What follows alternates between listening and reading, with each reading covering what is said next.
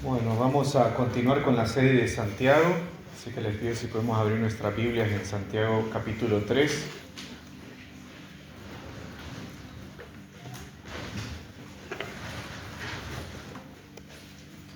Santiago capítulo 3, del versículo 1 al 12. Y si pueden acompañarme y busquemos en este momento pensar en lo que estamos leyendo para poder después entender también qué es lo que Dios quiere decirnos a través de este texto. Dice Santiago 3.1, dice: hermanos míos, no os hagáis maestros muchos de vosotros, sabiendo que recibiremos un juicio más severo. Porque todos tropezamos de muchas maneras. Si alguno no tropieza en lo que dice, es un hombre perfecto, capaz también de refrenar todo el cuerpo. Ahora bien, si ponemos el freno en la boca de los caballos para que nos obedezcan, dirigimos también todo su cuerpo. Mirad también las naves, aunque son tan grandes e impulsadas por fuertes vientos, son sin embargo dirigidas mediante un timón muy pequeño por donde la voluntad del piloto quiere. Así también la lengua es un miembro pequeño y sin embargo se jacta de grandes cosas. Mirad qué gran bosque se incendia con tan pequeño fuego. Y la lengua es un fuego, un mundo de iniquidad. La lengua está puesta entre nuestros miembros, la cual contamina todo el cuerpo. Es encendida por el infierno e inflama el curso de nuestra vida. Porque todo género de fieras y de aves y de reptiles y de animales marinos se puede domar y ha sido domado por el género humano. Pero ningún hombre puede domar la lengua. Es un mal turbulento y lleno de veneno mortal. Con ella bendecimos a nuestro Dios, a nuestro Señor y Padre, y con ella maldecimos a los hombres que han sido hechos a la imagen de Dios. De la misma boca proceden bendición y maldición. Hermanos míos, esto no debe ser así. ¿Acaso una fuente por la misma abertura echa agua dulce y amarga? ¿Acaso, hermanos míos, puede una higuera producir aceitunas o una vid higos? Tampoco la fuente de agua salada puede producir agua dulce. Vamos a orar al Señor. Dios, te queremos agradecer, Señor, que hoy podemos con toda libertad, Señor, abrir tu palabra, Dios, aprender de lo que tú dices. Señor, queremos recordar que nosotros no nos enseñamos a nosotros mismos, que nosotros no nos hacemos crecer a nosotros mismos. Señor, que nuestra salvación no depende de lo que nosotros hagamos, sabiendo, Señor, que todo depende de ti, Dios, sabiendo que nuestra santificación depende de ti, que nuestro entendimiento de las Escrituras es una obra del Espíritu Santo. Dios, te pedimos, Señor, que nos ayudes en este momento a que nuestros ojos, Señor, puedan ver y comprender, Señor, lo que dice tu palabra, que yo pueda ser un fiel canal, Señor, de lo que tú quieres decir, Señor. Que me guardes, Señor, de no decir algo que no deba, Señor, sino que toda predicación sea conforme a lo que tú quieres, Señor, conforme al deseo de lo que tú quisiste, Señor, poner en cada una de estas palabras, Dios. Te lo pedimos, Señor, en tu nombre, Jesús. Amén. Si bien este texto hace una idea, un énfasis en el aspecto del pecado de la lengua y todas sus consecuencias, todo lo que podemos hacer, y es muchísimo para hablar, así que he decidido dividir este texto en dos partes. Y hoy vamos a ver los primeros versículos y después vamos a continuar con la misma idea del mismo sermón, pero en otra parte. Y vamos a tener tiempo para desarrollar un tema tan grande como es el tema de la lengua, ¿no? Pero hoy vamos a concentrarnos únicamente en los primeros dos versículos, que los vamos a leer una vez más. Y dice: hermanos míos, no os hagáis maestros muchos de vosotros, sabiendo que recibiremos un juicio más severo, porque todos tropezamos de muchas maneras. Si alguno no tropieza en lo que dice, es un hombre perfecto, capaz también de refrenar todo su cuerpo. En todo este texto, y no solo en este texto que estamos viendo, que vamos a ver en este momento, sino en todo lo que hemos leído hasta ahora, vamos a ver un énfasis en una fe que se evidencia a través del dominio de la lengua. Una fe que se evidencia a través del dominio de la lengua. Ahora, si vemos en esta primera parte y si prestamos atención a lo que decía todo el texto, vamos a ver que en todo el texto hay solamente un imperativo y es: no se hagan maestros muchos de vosotros. Después todo el resto del texto son explicaciones, son verdades, son ejemplos que usa Santiago. Usa al menos 3 ejemplos para hablar acerca del dominio de la lengua. Usa explicaciones, siempre que vemos un por qué, un de tal manera, porque nos está dando una explicación de esto, pero solamente vemos un imperativo. ¿Y por qué esto es importante? Y es que en la gramática existen varias partes de la oración, y la parte más importante es el verbo. ¿Sí? ¿Qué es lo que vamos a hacer con esto? ¿Sí? ¿De qué se trata? ¿O cuál es el propósito? Y tanto en una oración como en un párrafo, los imperativos nos están guiando a ver cuál es el propósito de este texto. Y entonces nosotros decimos, bueno, si el texto entonces habla acerca de la lengua y del dominio de la lengua y de cómo esto es una evidencia de nuestra fe, ¿qué tiene que ver con no se hagan maestros muchos de vosotros? ¿Cómo está relacionado eso? Y está relacionado, pero ¿de qué manera? Y como nosotros, si se acuerdan, como nosotros somos humanos, nos acordamos de eso, ¿no?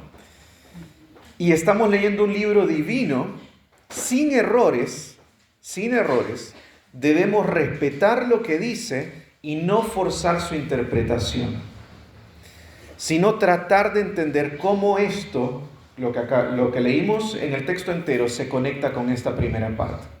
Tenemos que tratar de entenderlo. En especial con Santiago, que tiene una estructura bastante complicada de entender. Hermanos, no forcemos nunca un texto dándole nuestra propia interpretación.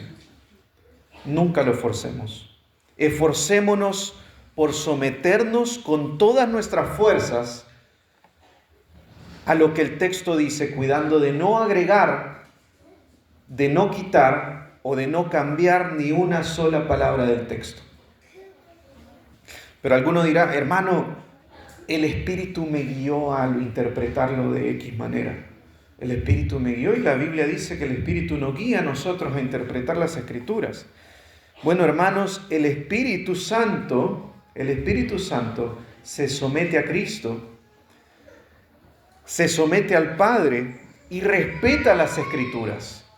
No solo las respeta, sino que las defiende. Él mismo es el autor y guía de las Escrituras. Así que si el mismo Dios se somete a las Escrituras, respeta las Escrituras, ¿cuánto más nosotros? ¿Cuánto más nosotros? Debemos hacer un esfuerzo, nuestro mayor esfuerzo, por respetar lo que la Biblia dice. Y eso significa que si la Biblia dice algo, es así. Si la Biblia no dice algo, yo no le agrego. Si algo no me gusta, yo no se lo quito o no se lo cambio. Tengo que respetar lo que la Biblia dice. Así que cuando dice, no sean maestros muchos de vosotros, para luego hablar sobre el dominio de la lengua, debemos verlo como lo que es un mandato y una advertencia al mismo tiempo. Un mandato de que no haya muchos queriéndose hacerse maestros y una advertencia de que van a ser juzgados por causa de lo que digan. Es un mandato que funciona como una advertencia al mismo tiempo, por causa del pecado de la lengua. O sea, él tiene que dar un mandato por causa del pecado que después va a explicar. Como queriéndonos decir, en vista del pecado, de que vamos a tener pecado y vamos a ser juzgados por eso, y en vista de la gravedad del pecado de la lengua y de lo grande de sus consecuencias, no se hagan maestros muchos de vosotros. Ahora, ¿a qué se refiere con maestro? ¿Es un pastor? ¿Es un líder? ¿Un profesor? ¿O todas las anteriores? ¿O tal vez es algo más? Bueno, y el texto no lo dice, ni siquiera sugiere a qué se refiere. Es más, el resto de Santiago no se toca más el mismo tema, sí el tema de la lengua, pero no el tema de los maestros. Y a veces la Biblia quiere aclararte cosas y eso muchas veces puede ser, a veces la Biblia no aclara específicamente estas cosas y a veces puede ser frustrante. Y a mí me pasa muchas veces. Estoy dándole vueltas y no entiendo de qué se trata. Pero al mismo tiempo cada vez más he ido aprendiendo a disfrutar cuando la Biblia no dice algo. He aprendido a disfrutar que hay que respetar eso y disfrutar que hasta ahí quiso decir Dios. Dios hasta ahí quiso hablar, no quiso agregar nada más. No quiso agregar nada más. En Apocalipsis, cuando Juan está a punto de escribir, Dios le dice, esto no. Y nosotros tenemos la necedad de querer descubrir el secreto como si de eso se tratara. Y estamos ahí, ¿qué habrá querido decir? Y hacemos todo un análisis de Apocalipsis como que si eso nos va a hacer darnos cuenta de que ahí dijo tal cosa. Pero el texto no lo dice y Dios dijo que no lo escribiera. Y lo mejor que pudo haber hecho Juan es obedecer eso. Y lo mejor que podemos hacer nosotros es decir, entonces no sé. Hasta donde me dijo, hasta ahí sé. Eso no significa que nosotros no indaguemos en las Escrituras, que no las apliquemos de diferentes maneras, pero siempre respetando lo que la Biblia dice y lo que la Biblia no dice. Recordemos que debemos respetar el texto siempre que diga algo y siempre que no diga algo. Y encima Santiago tiene una forma bastante poética de escribir. Nos da un montón de ejemplos, metáforas, ilustraciones. Alguien decía que la prosa es decir muchas cosas para enfatizar un solo punto, pero la poesía busca decir pocas cosas para aclarar muchas cosas. Digo todo esto porque cuando leemos aquí maestro, aunque no está escrito de una forma poética, debemos pensar en sus diferentes aplicaciones.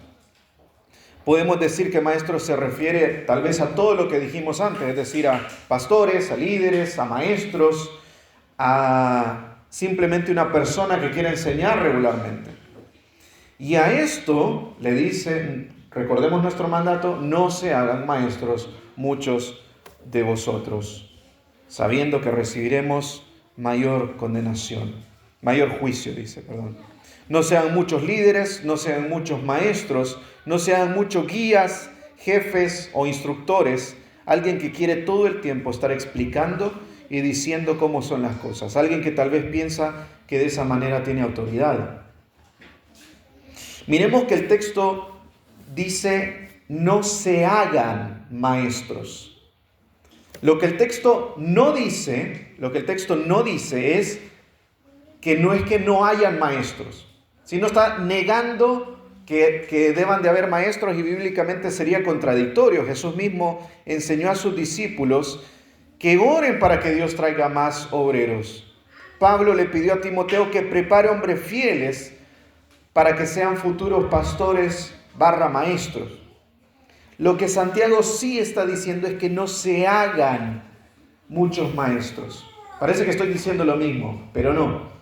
Quiero enfatizar el hecho, la palabra se hagan. O sea, no te hagas a ti mismo maestro. No te hagas a ti mismo maestro. No andes buscando ser un maestro. No estés esperando constantemente tener esa oportunidad de enseñar. Si estás constantemente buscando ser un maestro, un pastor o alguien que tiene una autoridad que enseña, cuidado con tu propio corazón. Cuidado con nuestro orgullo.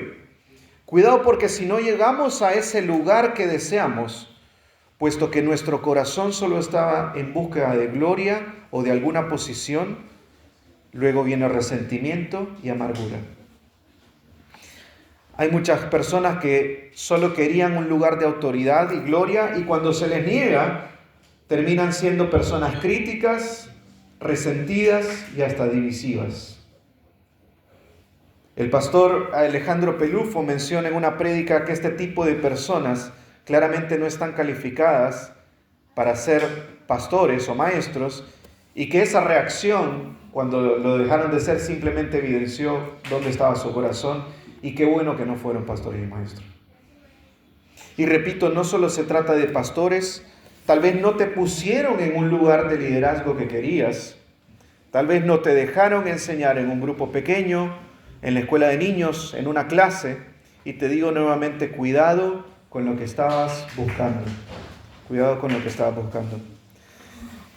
Si eras simplemente servir al Señor, si realmente solo era servir al Señor, ni te vas a molestar. Ni se te va a hacer problema, vas a buscar otra área en la que servir al Señor. Si eras solamente servir al Señor. Si era solo gloria, cuidado, cuidado. No sea que tu pecado te termine engañando y termines pecando de otras maneras.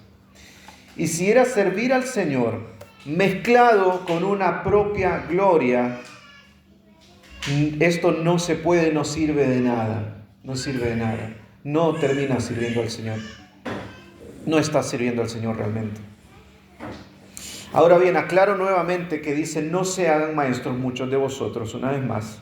Y hablando particularmente de los ancianos, o sea, de los pastores, vale la pena aclarar que debemos entender que no hay una persona que pueda hacerse pastor a sí mismo. Es la iglesia, guiada por otros pastores, quienes levantan a sus pastores. Es la iglesia. O sea, todos nosotros. Siempre que mi hijo me pregunta a cuál iglesia vamos, pero a mí me gustaba tal iglesia, le digo, no, la iglesia es la misma. Vamos a otro edificio, le digo. Y lo ha entendido bastante bien y se acuerda, dice, bueno, ahora vamos al edificio negro o al edificio blanco, me dice. La iglesia somos nosotros. La iglesia son todos los que ustedes, si ven alrededor en este momento, esa es la iglesia. Esa es la iglesia. Y es la iglesia la que escoge a sus pastores, la que levanta a sus pastores. Los pastores no se levantan solos. Es la iglesia quien finalmente debe ser responsable de los pastores que lo gobiernan. Así como la iglesia debe buscar que los pastores cumplan los requisitos que la iglesia demanda de ellos antes de nombrarlos, somos todos nosotros responsables si alguno de nuestros miembros llega al pastorado sin cumplir estos requisitos. Nosotros somos responsables. Ahora, volviendo al mandato de Santiago, explica por qué no deberíamos hacernos maestros muchos de nosotros y dice, sabiendo que recibiremos un juicio más severo. Es interesante que él se hace parte de esto. Dice sabiendo, él es un maestro también. Y dice sabiendo que recibiremos un juicio más severo. Y nuevamente tenemos la palabra juicio que ni Santiago ni el contexto nos aclara a qué se refiere. Se refiere al juicio que hacen los demás sobre un maestro, se refiere al juicio de Dios sobre un maestro, y nuevamente el texto no lo dice. Y podríamos analizar el contexto y tratar de entender a qué se refiere. Yo creo que se refiere a las dos cosas. Yo creo que va a haber un juicio de ambas partes. Tanto Dios va a juzgarnos por las cosas que digamos, en base a nuestra responsabilidad, como vamos a ser juzgados por otros. Todo el tiempo. Ya de por sí toda persona está todo el tiempo siendo juzgada por otros, ¿no? Y que esto obviamente no lo estoy alabando, pero pasa. Ahora los maestros van a ser más juzgados, o juzgados con una vara mucho más alta. Una persona que esté en autoridad va a ser juzgado con una vara mucho más alta. Eso no quiere decir que su pecado sea más grave o que sus errores sean peores, porque finalmente entendemos que ante Dios todos somos pecadores y que no hay mayor o menor pecado. Son exactamente iguales. Somos todos, exactamente iguales. Ya leímos en Santiago 2, no sé si se recuerdan, que dice que si pecamos en un área de la ley, somos culpables de toda la ley. De toda la ley. Todos somos pecadores. Así que no se trata de si es más grave nuestro pecado, sino de qué tan responsables somos. ¿Han leído Hebreos alguna vez? ¿Sí? Si vemos en Hebreos nos dice que hay de aquel que pisotea el Evangelio de Cristo. ¿Por qué? Porque ha escuchado, y ahora que ha escuchado es todavía más responsable de rechazar o no a Dios. Todos rechazamos a Dios. Todos hemos rechazado a Dios en nuestra vida. Y hay personas que en su ignorancia rechazan a Dios también. Pero hay de aquel que ha conocido el Evangelio, que ha escuchado el Evangelio y aún así rechaza a Dios. Hay una mayor responsabilidad. Hebreo dice, horrenda cosa es caer en manos del Dios vivo. El rey David es un buen ejemplo. Previo a ser rey de Israel ya era un hombre pecador. Y si recuerdan la vida de David, vemos su pecado, y todos seguramente recordamos su pecado con Betsabé y todo lo que hizo, ¿no? Y decimos, qué grave esto. ¿Cómo cayó David? Pero si vemos toda la vida de David, David siempre tuvo pecado. Siempre tuvo pecado. Y ya habían habido ocasiones de adulterio previamente a su reinado. Ahora, posteriormente a su reinado, cuando David ya es rey sobre Israel, hay un juicio más severo. Hay un juicio más severo. No es que el pecado era peor para Dios, es que David era mucho más responsable ante Dios. Dios había puesto en su ley que los reyes debían de someterse constantemente a la palabra de Dios y leerla cada día. Y esa era la responsabilidad de David. Así que estando David en un lugar de autoridad, los ojos de todo el reino están viendo. Y si leemos todo el Antiguo Testamento, todos los reyes de Israel, vamos a ver cómo todo el pueblo cae en la medida de que los reyes caen. Y si el rey no andaba conforme al corazón de Dios, todo el pueblo no lo hacía. Así que la responsabilidad de los que están enseñando es mucho más alta.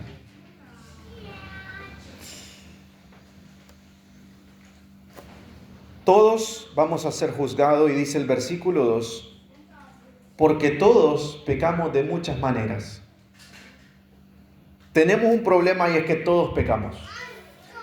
Todos pecamos y tropezamos de muchas maneras, y no hay nadie que no peque, no hay nadie perfecto. No hay nadie que haga lo bueno. No hay personas buenas o un poco buenas y un poco malas.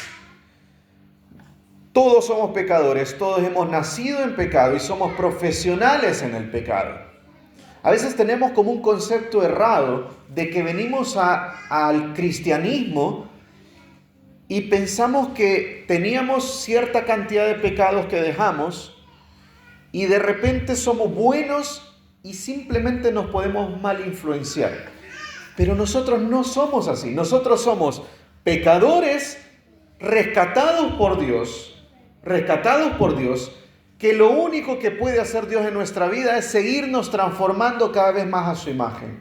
Pero nosotros no somos buenos, que a veces somos influenciados por cosas malas. Pero nos creemos eso muchas veces. Nosotros somos pecadores. Somos pecadores. No hay nadie bueno.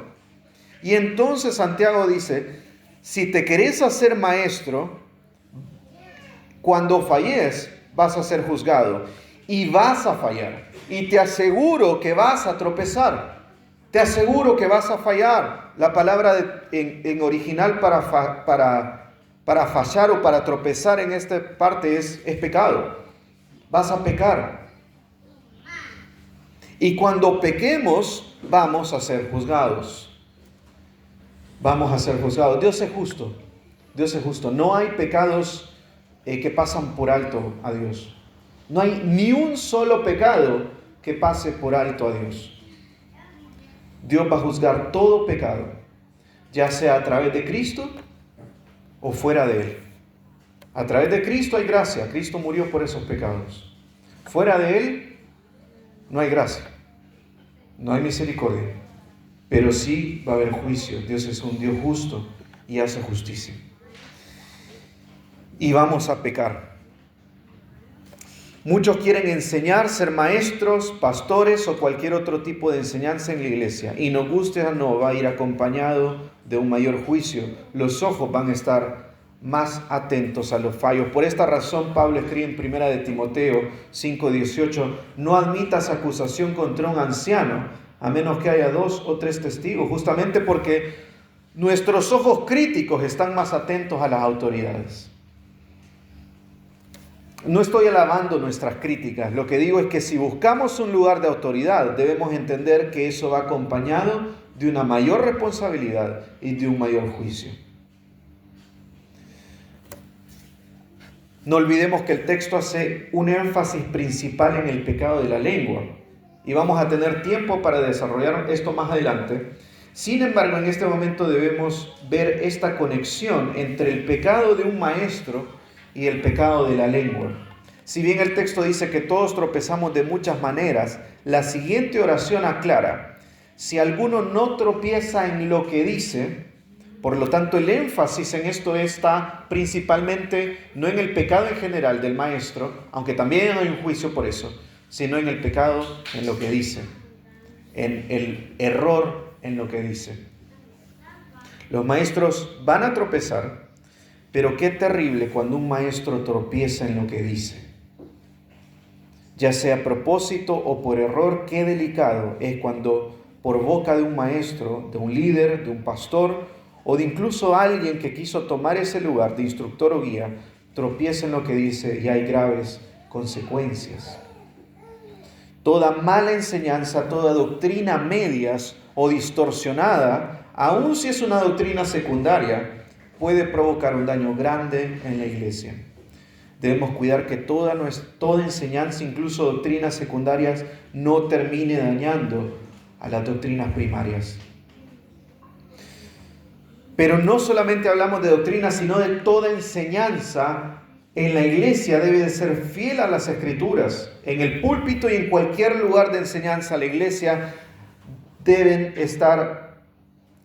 no deben estar manchados con una enseñanza mezclada con opiniones personales, formas incorrectas de tratar a otros hermanos, ofensas, humillaciones, chismes, críticas entre los miembros, falsas doctrinas, mentiras o cualquier otra cosa contraria a las enseñanzas de las Escrituras.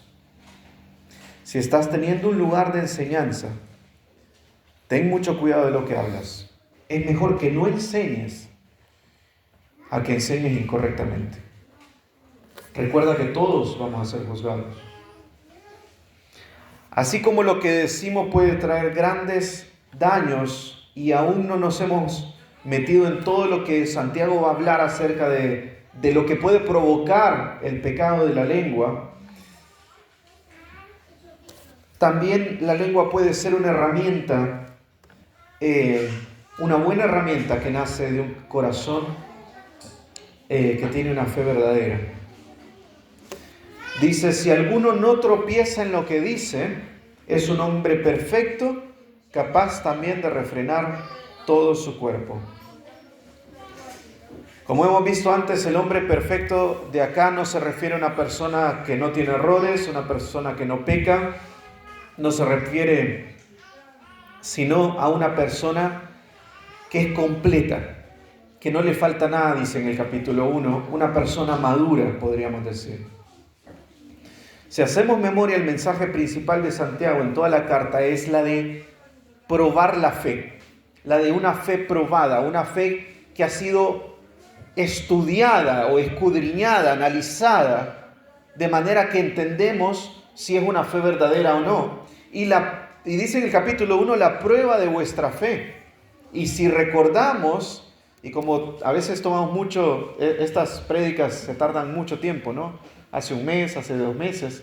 Si recordamos, la prueba de la fe no se refería a dificultades que vivimos en la vida, nada más, sino a cuando nuestra fe es puesta a prueba. Y eso principalmente pasa en la tentación, o sea, en el pecado. Así que la prueba de nuestra fe, una fe probada, como veíamos en el sermón anterior, es una fe que se evidencia en las obras. No podemos disociar las obras de la fe. Están perfectamente conectadas, ¿sí? Una es el resultado de otras. Más adelante en este mismo capítulo dice, no puede una fuente dar agua amarga y agua dulce. Así una fe verdadera no puede estar produciendo obras que no vienen de una fe verdadera. Gálatas 6 dice cuál es el fruto del Espíritu, ¿no? Y lo contrasta con las obras de la carne. Y dice, todas estas son las obras de la carne y este es el fruto del Espíritu. No se pueden tener las dos cosas al mismo tiempo. No podemos decir que vivimos por el Espíritu, pero nuestras obras son contrarias. No tiene sentido. No hay una fuente que pueda dar ambas, agua dulce y agua amarga. Entonces, en la carátula de la serie, yo hice como un río que tiene como agua de dos colores. No sé si han visto. Pero lo hice porque en el mar, cerca de los glaciares, van a ver que se ve como una especie de mar oscuro y hay una línea casi perfecta y después hay un mar azul. Y es porque el agua salada no se mezcla con el agua que se derrite de los glaciares, que es dulce. No se mezclan, tienen diferente densidad y por eso no se mezclan. Y eso pasa con nuestra fe. No se puede decir que nosotros creemos en una fe y vivimos completamente de otra manera. Como dice en el capítulo anterior, es una religión falsa, es una fe falsa. No es verdadero, no es real. Dice en el capítulo anterior Santiago, ¿no? Muéstrame tu fe por las obras y yo te mostraré mi fe por mis obras. No que soy perfecto, ¿sí? No hablamos de eso, ya lo aclaramos en el sermón anterior, pero sí de que las obras son una evidencia de la fe. No podemos continuar deliberadamente en el pecado, dice Hebreos. No podemos hacer como que no pasa nada. No podemos estar ocultando el pecado en nuestra vida, dice Primera de Juan. Los que están en pecado no pueden permanecer en pecado. Ahora, el que está en luz, que dice Primera de Juan, viene a la luz. Sí, no tiene temor de que sus obras sean descubiertas. Pero el que está en pecado permanece oculto. Ahora, el hombre maduro, dice, aclaremos qué es este hombre perfecto, este hombre maduro, es aquel cuya fe ha sido perfeccionada, que ha pasado muchas veces la prueba, que ha perseverado, sus obras son cada vez más parecidas a las obras de Cristo. La vez anterior hablando de la prueba de la fe y hablábamos de la fe de Abraham, ¿recuerdan? Y dice el texto que Abraham fue probado cuando iba a sacrificar a su hijo Isaac y que pasó la prueba porque su fe era genuina. Y es interesante esto, ¿no? Que Dios está probando la fe, pero Dios es el autor de la fe. ¿Por qué Dios prueba algo que Él mismo dio? Y es porque a veces nosotros entendemos mal este concepto de una prueba. Nosotros lo vemos como ojos de humanos. Y nosotros decimos, bueno, yo pruebo porque no estoy seguro si esto es real o no. Pero Dios no está haciendo eso. Dios ya sabe todas las cosas. Dios conoce nuestro corazón. La prueba que viene de parte de Dios es una evidencia de lo que hay dentro de nosotros. Dios quiere evidenciar lo que hay en nosotros. Quiere evidenciar si nuestra fe es real o no. Él ya sabe. Y sabe si esa fe es falsa, sabe que no va a pasar la prueba. Sabe si una fe es verdadera y va a pasar la prueba. ¿Y cómo se ve una persona que pasa la prueba? Se ve una persona arrepentida, una persona humillada ante Dios. Dios prueba, no para saber si es real o no. Dios prueba para evidenciar si es real o no. Jesús mismo tuvo una prueba. Dios mismo se probó a sí mismo.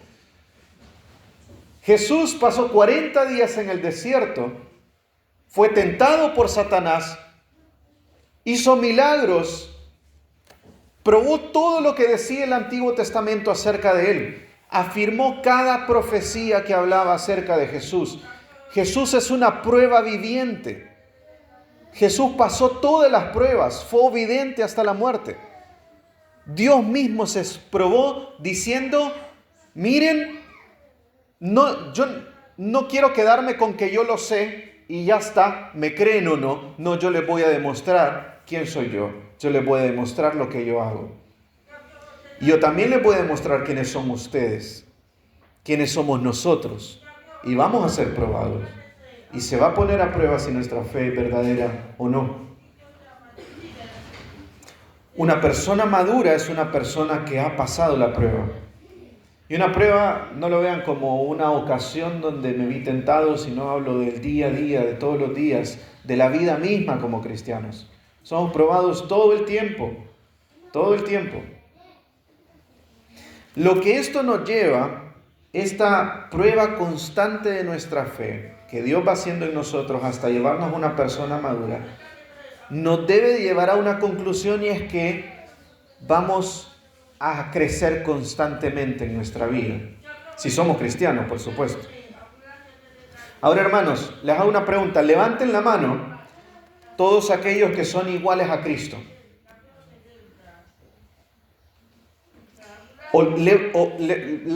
Digo de otra forma, levanten la mano aquellos cuya vida es similar a la de Cristo. Nadie se anima, ¿no? Similar a la de Cristo. Miren, Colosenses 3:10 dice que si hemos conocido a Cristo, si tenemos una nueva vida en Cristo, nos hemos vestido del nuevo hombre, el cual se va renovando hacia un verdadero conocimiento conforme a la imagen de aquel que nos creó. De manera que este proceso de ser cada día más como Cristo es todos los días, es constante. Nuestra vida entera se trata de un Dios que agarra una piedra deforme, que somos nosotros. Nosotros pensamos que venimos ya con una imagen hermosa ante Dios, pero nosotros venimos horrible ante Dios.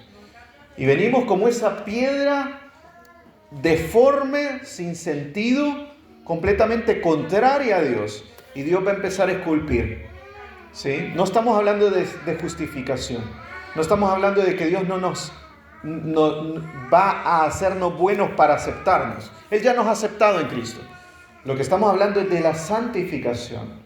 De cómo Dios va martillando en esa piedra hasta que esa imagen se vaya pareciendo cada vez más y más a Cristo. Pero ese proceso no termina hoy y no termina después de un par de libros que leemos cristianos, ni de la primera vez que terminamos de leer la Biblia completa, ni de cuando pasamos a un ministerio, a servir en algún ministerio en la iglesia, o de cuando dejé cierto pecado nada más en mi vida. Es un proceso que es de todos los días, de todo el tiempo. No termina hoy. Y aun si has tenido varias décadas como cristiano, aún estás lejos de esa imagen. Lo que pasa es que no nos damos cuenta de qué tan lejos estamos. Pero estamos lejos, hermanos. Estamos muy lejos de esa imagen. Estamos muy lejos. Y entonces, si estamos tan lejos de parecernos a Cristo, ¿cómo es que nadie nunca puede decirnos nuestros errores? ¿Cómo es que nadie nunca nos puede venir a confrontarnos por nuestro pecado? Si realmente estamos tan mal y simplemente hemos sido rescatados por Cristo y sabemos que nuestra condición está todavía muy lejos de la imagen de Cristo, ¿cómo es que nunca nadie nos puede decir nada? ¿Cómo es que nadie nos puede corregir? Cuando nadie nos corrige o no dejamos que nadie nos corrija, lo que estamos diciendo es: no me corrijas, yo no tengo tantos errores. Yo no estoy tan mal. Yo no soy así. Yo no soy de tal otra forma. ¿Cómo es que nunca acepto el pecado que otros ven en mí? ¿Cómo es que nunca confieso mis pecados o comparto mis luchas? Si al final somos pecadores, hermanos. Si alguien estaba acá no sabiendo que era pecador, está muy equivocado. Pero somos todos pecadores. Todos somos muy pecadores. Debería de ser muy fácil entre nosotros compartir nuestros pecados, porque al fin y al cabo, ¿por qué estábamos acá? ¿Cuál era el sentido? Si éramos buenos, entonces sí, sentíte avergonzado por tu pecado, pero somos todos malos. somos todos pecadores. Entonces, si somos todos malos, si somos todos completamente depravados ante Dios y solamente estamos acá por la gracia de Dios, ¿qué tan difícil es confesar nuestros pecados unos con otros? ¿Qué tan difícil es aceptar la amonestación de otros hermanos? Obviamente también es por nuestro propio pecado, porque somos orgullosos, por supuesto. Hermanos, vamos a fallar, vamos a tropezar en lo que decimos, vamos a pecar, pero en la confesión de nuestros pecados hay gracia. Dios no está esperando que nosotros seamos perfectos para venir a Él. Si no, no nos hubiera enviado a su Hijo a morir por nosotros. Justamente lo hizo porque nosotros no podemos hacer nada, absolutamente nada, para salvarnos. En esto también debemos confiar en Cristo y ver su ejemplo. Jesús nunca falló siendo hombre. Fue tentado, pero respondió con la palabra. Tuvo compasión por sus discípulos. Estando frente a sus enemigos no abrió su boca. Cuando tuvo que decir la verdad, fue sincero, pero cuando tuvo que tener amor, pero con amor y sabiduría. Y cuando tuvo que callar, calló. Fue prudente, fue sabio en su manera de hablar. No hubo una palabra que no fuera perfecta en él. Y se supone que si somos cristianos apuntamos a eso, que debemos parecernos a eso.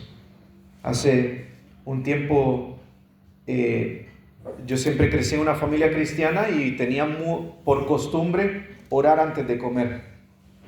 Y en un momento dije, bueno, esto lo estoy haciendo muy legalista y la Biblia no dice que hay que orar antes de comer. Y lo dejé de lado, porque realmente no hay un mandato que lo diga. Ahora, leyendo las Escrituras veía cómo Jesús oraba antes de comer y digo, pero si lo hizo el Maestro, ¿por qué no yo? O sea, ¿quién soy yo? ¿Qué tan bueno soy yo como para decir esto que hizo Jesús es como legalismo? Yo no tengo por qué hacerlo. O sea, vemos al ejemplo, alguien que está infinitamente lejos de nosotros en santidad, y nosotros nos creemos mejores como para no necesariamente tener que imitar algo de él. O simplemente lo ignoramos. O no lo ignoramos, tal vez sí lo sabemos, pero pesa más nuestro pecado y nuestros propios deseos. Pero veamos a Jesús, veamos el ejemplo de Jesús, la humildad de Jesús. Él fue prudente en todas sus palabras. Él fue un maestro. Él fue un maestro, él fue un buen maestro. ¿Es nuestra intención conocerle más y ser más como Él? ¿O solo estamos buscando nuestra propia gloria? Hermanos, meditemos en esto y oremos al Señor.